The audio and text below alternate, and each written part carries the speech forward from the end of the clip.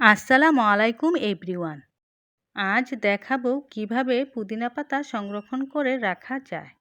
চলুন দেখে নেওয়া যাক পুদিনা পাতা সংরক্ষণ করার পদ্ধতি। 3টি পদ্ধতিতে খুব সহজেই পুদিনা পাতা সংরক্ষণ করে রাখা যায়।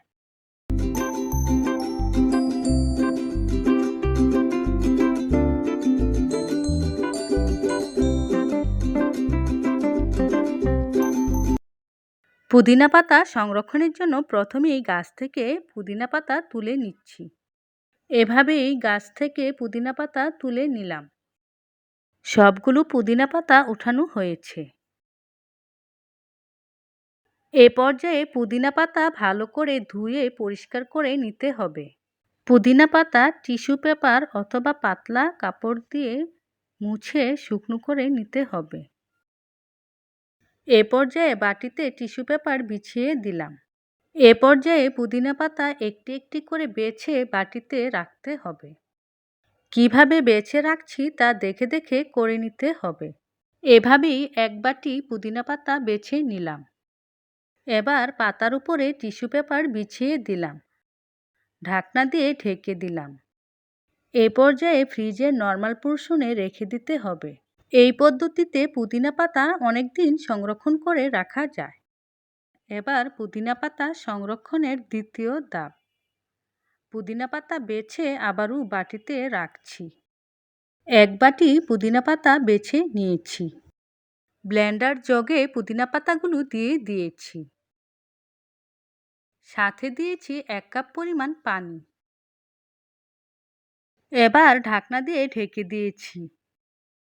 এ পর্যায়ে পুদিনা পাতাগুলো ভালো করে ব্লেন্ড করে নিতে হবে।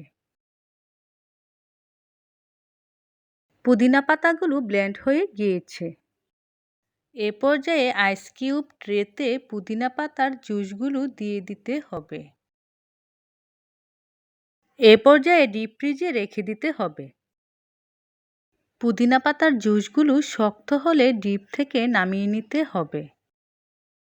বাটিতে পুদিনার বরফগুলো তুলে রাখলাম। এ পর্যায়ে পুদিনার কিউবগুলো যে কোনো পলিব্যাগে রেখে দিতে পারবেন। এখন পুদিনার কিউব ভরা পলিব্যাগ ডিপ ফ্রিজে রেখে অনেকদিন সংরক্ষণ করে রাখতে পারবেন। সংরক্ষণ করে রাখা কিউবগুলো দিয়ে শরবত বানিয়ে খেতে পারবেন। এবার পুদিনা পাতা সংরক্ষণের তৃতীয় ধাপ। এ পর্যায়ে পুদিনা পাতাগুলো ভালো করে বেছে রোদে শুকিয়ে নিতে হবে। পুদিনা পাতাগুলো রোদে দিয়ে দিলাম। পুদিনা পাতাগুলো কড়া রোদে শুকিয়ে নিতে হবে। পাতাগুলো একদম মুচমুচে হলে তুলে নিতে হবে। এ পর্যায়ে ব্লেন্ডার জগে শুকনো পুদিনা পাতাগুলো দিয়ে দিলাম। ঢাকনা দিয়ে দিলাম।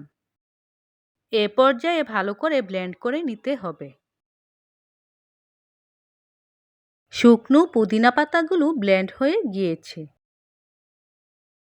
এ পর্যায়ে কাচের জারে রেখে পুদিনা পাতার গুঁড়াগুলো সংরক্ষণ করে রাখতে হবে। এই পুদিনার গুঁড়াগুলো যে কোনো কাবাবের সাথে ব্যবহার করা যাবে। এই পুদিনার গুঁড়াগুলো চায়ের লিকারেও ব্যবহার করা যাবে।